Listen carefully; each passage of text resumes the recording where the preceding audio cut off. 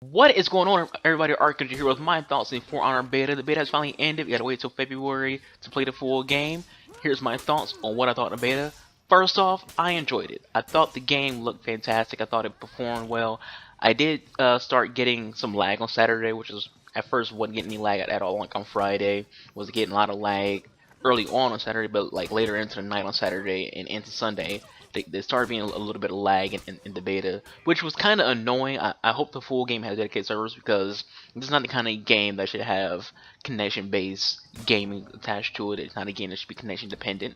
I had a full green bar, even though there was some lag throughout the entire beta, but I got matched up with people who had like some red bar and some yellow bar. But for the most part, it ran smoothly. It ran great. Didn't have a lot of issues connection-wise. Didn't like get dropped out of any matches. Didn't get kicked out of any matches.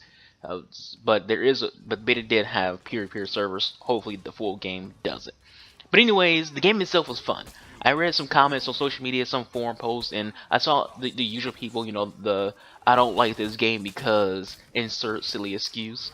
Now, I was seeing a lot of people complain about the controls, which really the controls are perfectly fine. There is a huge learning curve with this game, and I think that's caught people off guard. People probably thought they were going to pick up this game and just hack and slash and do what they want to do. But there's a huge, huge learning curve with this game. I think a lot of people, like I said, they went in thinking hack and slash, thinking it's going to be like Skyrim or a Dragon Age or any other RPG where you could just swinging a sword and that's basically all you're doing. They didn't think this game would be difficult. They didn't think you had to do all these other things to block and manage your stamina and things like that.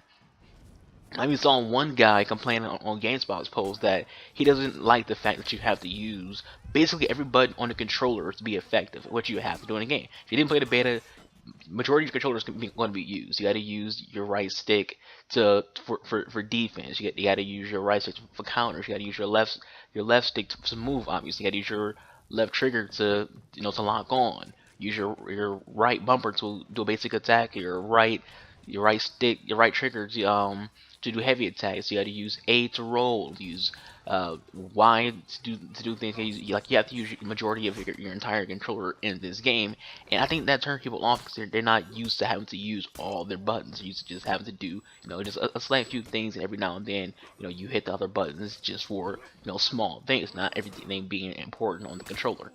He ended his comment with "he'll stick to Skyrim," which is, like I said, people are used to hack and slash. They thought a game involving swords would be hack and slash, so they went in, having an assumption of a game they shouldn't have in the first place. That's why you should go into betas or any kind of game for that matter with a pre-diagnosed thought that this is going to be what that game is. If you haven't seen any gameplay on it or heard anything about how it actually performs. And this has been the most common negative reaction I've seen. I haven't seen anybody actually shitting on the game itself. It's just people who have issues with the controls. People who think the game is just too hard to learn.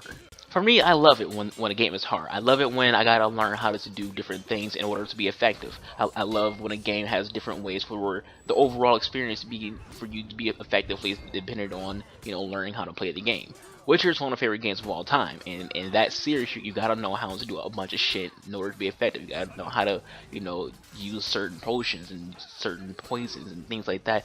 Certain elemental builds. Use your magic in a certain way. You have to do a lot of things in order to be effective in The Witcher, and that's kind of the same thing here. You gotta know how to do a lot of things in order to be effective.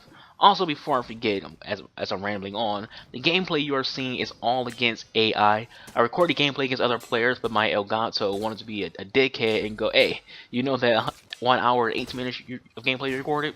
All that is now choppy and laggy as fuck. Good luck on YouTube. So, most of the clips I have are just against AI because my Elgato fucked up and wouldn't freaking give me constant gameplay against players without it freaking it might have to do with the game being laggy itself.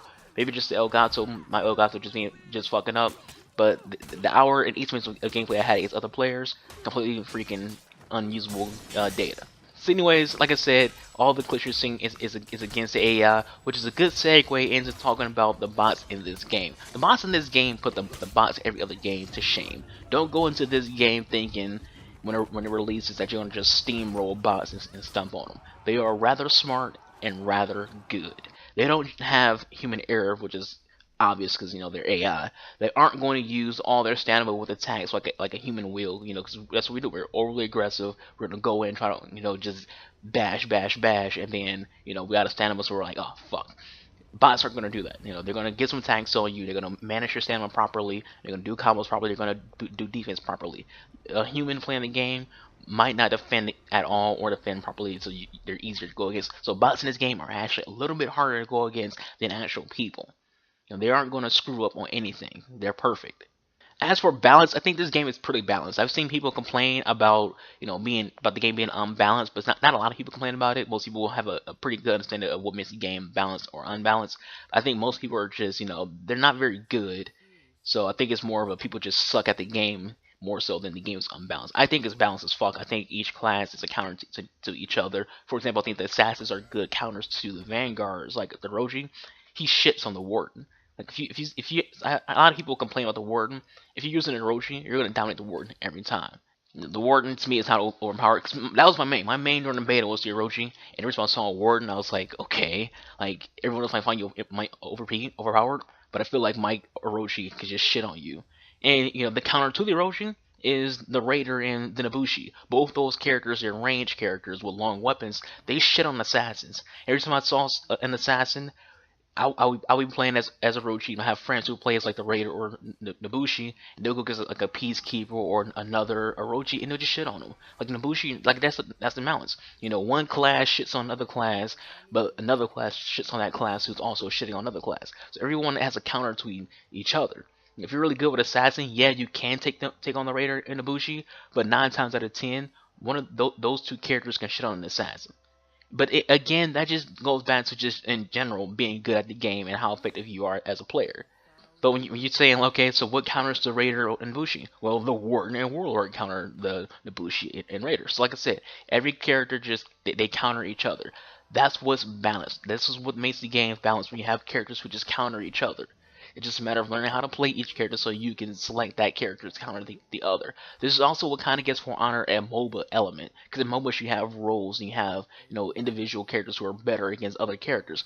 It's the same thing with For Honor. Some characters are just better against other characters. So you have to have people selecting one of each class instead of just having all assassins or all warriors or all this. It's better to have one of each so you have a balanced team and you can go in and whoop some ass. Overall, I thought the beta was great. I really enjoyed myself, and I can't wait for the full release. You'll be seeing a lot of For Honor when it comes out. Hopefully, some player versus player, depending on my capture card being smart or not. Hopefully, my Elgato wants to be nice and not fuck up on me, so you guys can see some player versus player. Because even though I'm pretty sure this gameplay still is good as fuck, but everyone prefers player versus player, not player versus bot. But anyways, guys, that's it for this video. Leave any thoughts you have in the comment section below. Smack the like button. I hope you all enjoyed this video. Thank you all for watching. Peace out.